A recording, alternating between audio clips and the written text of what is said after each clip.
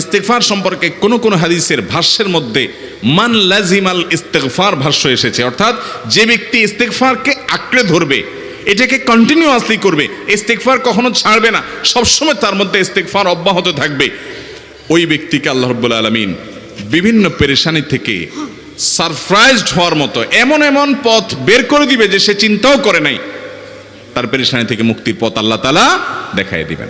ইস্তেগফার কিভাবে করবেন ভাই? ইস্তেগফার এমন একটা আমল, এটা ছাড়া তো আমাদের উপায় নাই ভাই।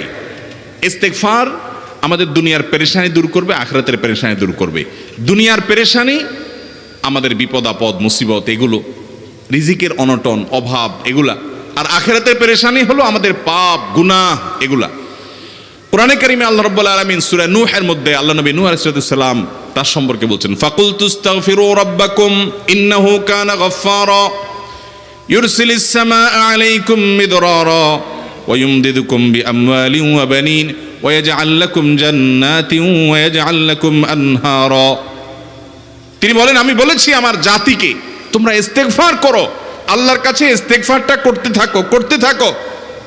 রুটি ইনকাম নাই, ব্যবসা খারাপ যাচ্ছে, পেরেশানি হচ্ছে, ইস্তেগফার ধরো, কি হবে?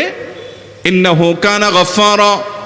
যদি ইস্তেগফার করো, এক নম্বর লাভ হলো আল্লাহ মাফ করে দিবেন গুনাহ। ইউরসিলিস সামাআ আলাইকুম মিদরারা, যাতে ফসল ভালো হয়, রিজিক ভালো হয়, সেই ব্যবস্থা আল্লাহ করবেন। ওয়া ইউমদিদুকুম বিআমওয়ালিন ওয়া বানিন, ছেলে মেয়ে হয় না অথবা ভালো ছেলে মেয়ে নাই, আল্লাহ তাআলা নেক সন্তান দিয়ে তোমাকে শক্তিশালী করবেন, সম্পদ দিয়ে শক্তিশালী করবেন। ওয়া ইয়াজআল লাকুম জান্নাতিন ওয়া ইয়াজআল লাকুম আনহারা, আল্লাহ তাআলা প্রসবন দিবেন, ফসল দিবেন, বরকত দিবেন রুজিতে। কিসের মাধ্যমে?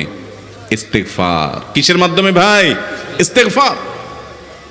আহা, ইস্তেগফারের আমল আমাদের দেশে মানুষ আমরা জানি না ভাই। এটাও আরবদেরকে আমি দেখেছি, সারাক্ষণ তারা অবসর সময়গুলোতে ইস্তেগফার করতে থাকে, আস্তাগফিরুল্লাহ ওয়া আতুবু ইলাইহি, আস্তাগফিরুল্লাহ আস্তাগফিরুল্লাহ। মানে কি?